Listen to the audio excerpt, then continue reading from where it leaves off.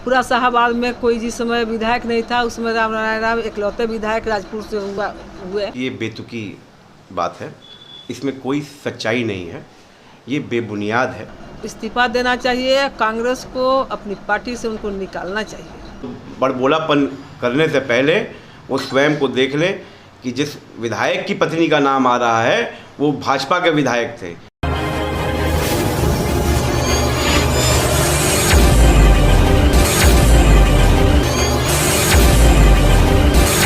बक्सर में हुए पेंशन घोटाला को लेकर के सियासत तेज हो गई है। आप सब जानते हैं कि बीजेपी के पूर्व विधायक स्वर्गीय राम नारायण राम की फर्जी पत्नी बनकर पेंशन उठाने का मामला मीडिया ने उठाया था। उसके बाद से कांग्रेस और बीजेपी में सियासत तेज हो गई है। बीजेपी की जिला अध्यक्ष माधुरी कुंवर का कहना है कि विश्वनाथ राम को इस्तीफा दे देना चाहिए। अगर वह इस्तीफा नहीं देते हैं तो कांग्रेस पार्टी उनको पार्टी से निष्कासित करे, क्योंकि हम पर्सनल लेवल पे जानते हैं कि उनकी पत्नी का नाम गीता देवी है। हमारा उनके घर से अच्छा संबंध रहा है, इसलिए मुझे मालूम है कि उनकी पत्नी ही गीता देवी है और वही फर्जी पेंशन उठा रही है। नहीं, हम तो आज 30 साल से बक्सर में रह रहे हैं, चाहे हमारे परिवार से वो जुड़े हुए थे। सोनपा हम लोग का ज़मीन भी है और वो रहते भी थे, पार्टी के कर्तव्यनिष्ठ कार्यकर्ता थे।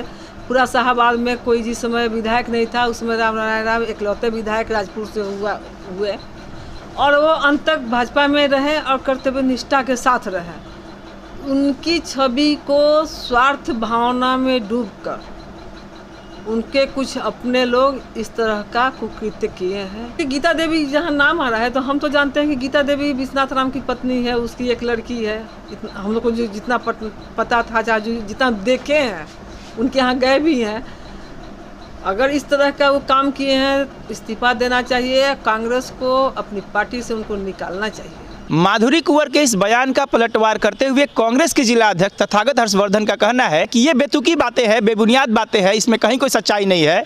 हमारा विधायक कहीं से दोषी नहीं है, क्योंकि जब तक मामले का जांच नहीं होता है तब तक दूध का दूध और पानी का पानी कैसे होगा। बीजेपी और मीडिया ट्रायल करके कांग्रेस पर हमला नहीं किया जा सकता है। बीजेपी को अपने गिरेबान में झांकना चाहिए। ये और जिस विधायक का मामला पेंशन में जुड़ा हुआ है वह बीजेपी का विधायक है, हमारा विधायक नहीं है। देखिए, मेरा मानना है कि ये बेतुकी बात है, इसमें कोई सच्चाई नहीं है, ये बेबुनियाद है। और भाजपा की तो एक ही आदत है कि इस तरह के कंट्रोवर्शियल बयान देते रहें, इस तरह की मतलब बेतुकी मांगे करते रहें, उसका कोई भी औचित्य नहीं। जहाँ तक रही विश्वनाथ राम जी की और गीता देवी की कहानी, विश्वनाथ राम कांग्रेस के विधायक है राजपुर से। आपने उनसे पूछा, उन्होंने अपने जवाब में साफ स्पष्ट कह दिया है कि ये बात निराधार है, ये बात गलत है और इससे उनका कोई लेना देना नहीं है। अब ऐसे सिचुएशन में मैं आपसे एक प्रश्न करना चाहूँगा, आपके माध्यम से लोगों से प्रश्न करना चाहूँगा कि क्या अब ट्रायल मीडिया के द्वारा होगा? क्या ट्रायल अब भाजपा के द्वारा होगा? अगर वो बात गलत है तो उसकी भरपाई कैसे होगी? अगर वो बात सही है तो उसके लिए प्रक्रिया बना हुआ है, उसके लिए विभाग है, सरकारी विभाग, वो एक्शन लेंगे, उसके बाद ही मालूम चल पाएगा। लेकिन प्रथम दृष्टा पे, मतलब ऑन फेस ऑफ इट अगर कहा जाए तो हमारे विधायक विश्वनाथ राम जी ने इस बात का बहुत सटीक जवाब दिया है कि इससे उनका कोई लेना देना नहीं है और ये बातें निराधार है। भाजपा को इस पे ज़्यादा विचार करने की आवश्यकता है। इस तरह का बड़बोलापन करने से पहले वो स्वयं को देख ले कि जिस विधायक की पत्नी का नाम आ रहा है वो भाजपा के विधायक थे, वो कांग्रेस के विधायक नहीं थे। मैं इसमें ज़्यादा नहीं बोलना चाहूँगा कि आज, क्योंकि आज वो हम लोगों के बीच में नहीं है, वो तो इस विषय पे मैं ज़्यादा नहीं बोलना चाहूँगा। राम नारायण राम जी के बारे में स्वर्गीय हो चुके हैं, लेकिन भाजपा इसके बारे में बेटर बता सकती है।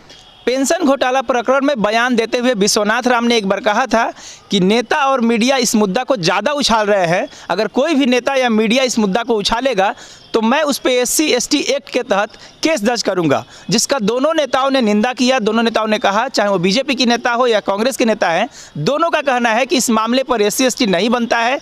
मीडिया स्वतंत्र है, मीडिया अपना काम करेगी। अगर मामले में सच्चाई है तो मीडिया लिखेगी। और ST/SC का सवाल है तो कोई विश्वनाथ राम को गाली नहीं दे रहा है और न उन्हें कोई टॉर्चर कर रहा है। मामला जो सामने आया है उस पर अपना वक्तव्य दे रहा है। अगर उनकी यही मंशा है तो कर सकते हैं। सरकार की भी यही मंशा है कि इस तरह के लोगों को ST/SC, इन पर ST/SC में ही आएंगे ही नहीं। जो विधायक बन गया, जो MP बन गया, जो डॉक्टर बन गया, जो इंजीनियर बन गया, क्या ST/SC के दायरे में रह गए? ST/SC कौन है? दलित शोषित, जो आज भी उस गंदे बस्ती में रहकर अपना जीवन निर्वाह करा, वो ST/SC है। SC/ST एक्ट एक एक्ट है जिससे कि जिस वर्ग के लिए एक्ट बना है वो उस वर्ग, चूँकि वो इतना डाउन ट्रॉडन था और उनके ऊपर इतनी अत्याचार होते थे, इस तरह का एक्ट हमारे देश में है। लेकिन ये कहना कि पत्रकारों के ऊपर लग जाएगा या कि इसका अनायास उपयोग या उसका मतलब अननेसेसरी यूसेज उसका नहीं होना चाहिए, और मैं इसका समर्थन नहीं करता। मेरा अपना मानना है कि पत्रकारिता जो है वो बहुत अहम है और इस देश का चौथा पिलर माना जाता है, और इस प्रकार का अगर किसी ने कहा हो तो मैं उनसे सहमत नहीं हूँ, और इस व्यू से मैं कम्प्लीटली सहमत नहीं हूँ। मैं इस बात को नहीं मानता कि खबरें दिखाना और खबरें चलाने से किसी को धमकाया जाए, लेकिन मैं इस बात का पक्षधर हूँ कि उन खबरों में कुछ सच्चाई होनी चाहिए। हवाई खबरों से किसी के चरित्र हरण को भी मैं इसका समर्थन नहीं करता।